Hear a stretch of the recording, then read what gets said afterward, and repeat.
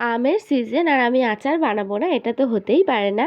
প্রথমে একটা কড়াতে দিয়ে দিয়েছিলাম ৫ ফোড়ন, গোটা জিরে, গোটা ধনে, শুকনো লঙ্কা, মৌরি দিয়ে খুব ভালো করে ড্রাই রোস্ট করে নিয়েছিলাম।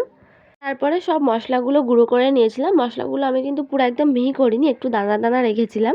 আর এখানে আমার টোটাল আম ছিল ১.৫ কিলো, যার জন্য আমার চিনি লেগেছিল ৩০০ গ্রাম আর গুড় লেগেছিল ৫০০ গ্রাম। কড়াইতে পরিমাণ মতো জল দিয়ে গুড় আর চিনিটা দিয়ে একটা শিরা করে রেখে দিয়েছিলাম।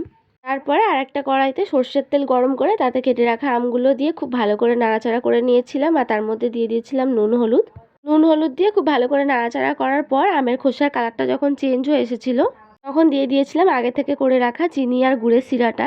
প্রথম ১০ মিনিট হাই ফ্লেমে রেখে তারপরে ১৫ থেকে ২০ মিনিট লো ফ্লেমে রেখে আচারটা খুব ভালো করে নিয়েছিলাম। তারপরে দিয়ে দিয়েছিলাম তাতে আগে থেকে ভেজে রাখা মশলা। মশলা দিয়ে আবারও খুব ভালো করে নাড়াচাড়া করার পর তাতে দিয়ে দিয়েছিলাম ভিনিগার। ভিনিগার দিয়ে আবারও খুব ভালো করে কিছুক্ষণ ফোটানোর পরে দিয়ে দিয়েছিলাম ১ চামচ মশলা। আচার রেডি।